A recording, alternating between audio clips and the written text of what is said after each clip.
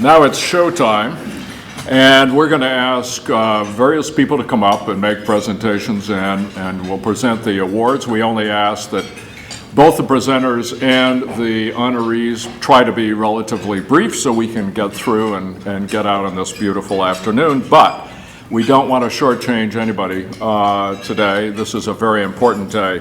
So we're going to begin now with the first award. And to present the first award is Bob Eckhart, who will present the award to Henry Eckhart. Bob? Thank you, and I'm glad to have the chance to speak to you today. It's been a real privilege to watch my father's career unfold over the last 30 or so years that I've been alive. And I've prepared some remarks, and I should say before I start that even though I'm going to start at the beginning, I can get through this in about 6 or 7 minutes, so just be patient. My father grew up in a small home in the University District with his brother and sister, raised by a single mother who worked retail for Lazarus during the 30s and later for Curtiss Wright during the war. My father started carrying newspapers when he was a small child and still tells the story of Monday, December 8th, 1941, when he got a phone call early in the morning to sell extras of the Columbus Citizen on the corner of 16th and High. He says he went to school that day with his pockets bulging with nickels and dimes. The paper cost 3 cents, and on a day like that, most of the customers would flip him a nickel and tell him to keep the change. And ironically, he was thinking the war was a great thing. He had just turned 9 years old. In his teenage years, he was diagnosed with rheumatic fever. He was told his heart was too fragile and could withstand any exertion, so he was bedridden for almost 2 years.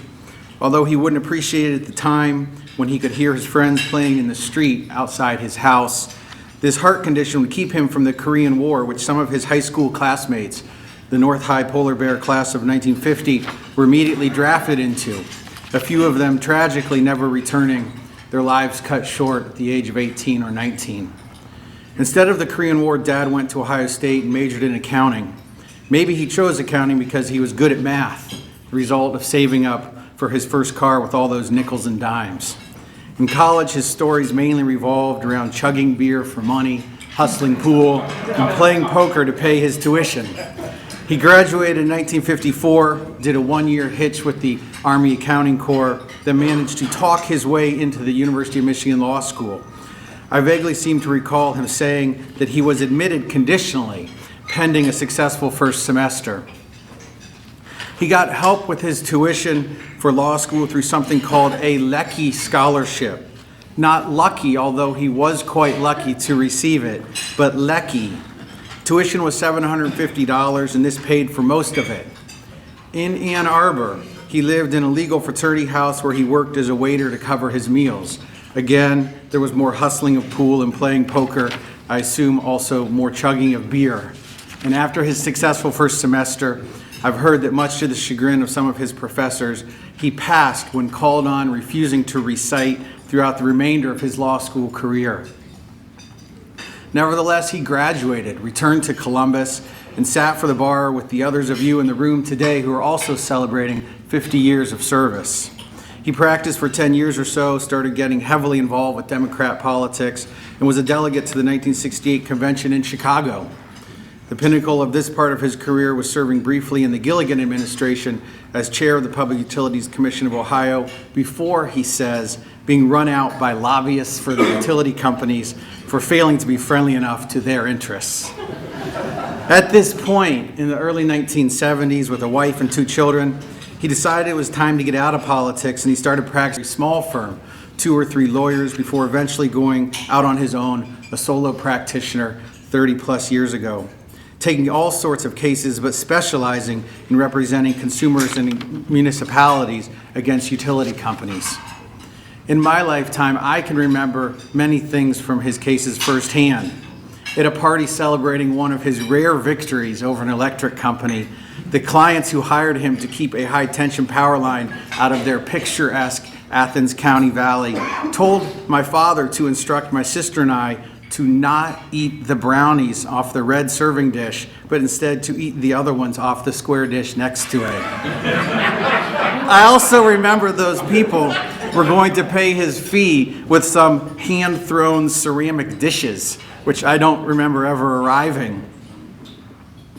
Another case was a 20-year struggle representing some property owners around a small lake against the local water company, which kept unfairly raising their rates. He lost a few times in the local courthouse at the trial level on separate issues, but won every time when he took those issues up on appeal. Ultimately, he, the property owners, and justice prevailed. And I remember going to a community yard sale to raise money to pay a small portion of that fee. The cases he was involved in go on and on. There was the notorious televangelist he represented for 15 years, the suspected bookmaker who had his phones cut off by Ohio Bell the day before the Super Bowl and needed them turned back on immediately. The city of Parma, which found itself cut in half by a new area code, neighbors on one side of the street staying in 216, while people across the street were switched to 440. I was there with members of my own law school class the day he argued that in front of the Ohio Supreme Court. Of course, he lost that case, so it is not surprising that when looking back on what I know of his entire career, what I remember most about it wasn't a lot of flashy victories, but more the constant pursuit of justice. In the beginning, I should have told you why he went to law school, but the truth is I don't know. There were no other lawyers in his extended family, and I don't remember him mentioning any friend of the family or role models who were lawyers either. I doubt, as a 22-year-old 1L, he had any more of an idea why he was going to law school and what kind of career he was going to have after he graduated than most of my law school classmates had. I doubt he thought he was doing anything more than setting himself up in a secure career where he could do something his own father was never around to do: earn a good living and support his family. But a funny thing happened along the way. I think he must have fallen in love with the law, fallen in love with helping the underdogs against the big dogs, fallen in love with justice, or at least the pursuit of justice. And I think there is a lesson from his career for all of us, myself included, but every one of you in the audience as well. A lesson that is as simple as it is universal. If you love what you do, you don't want to retire. You don't want to retire, you don't have to retire, and you shouldn't retire. You should keep doing whatever it is you're doing as long as you love it, but not one day longer. Thank you, and thank you.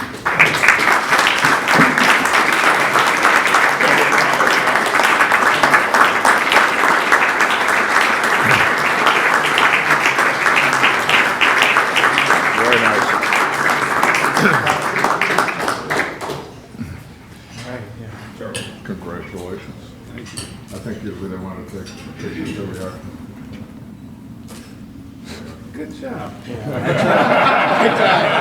just took out 4 people's time. Do you want a brief rebuttal, Henry? Henry, did you want to say a couple of words? If you do, that's fine. I'm going to really cut this short. Yeah, that's good. Time's up. Mr. Fitch. Thank you to all of you. Thank Robert. That was very nice. I did not write it.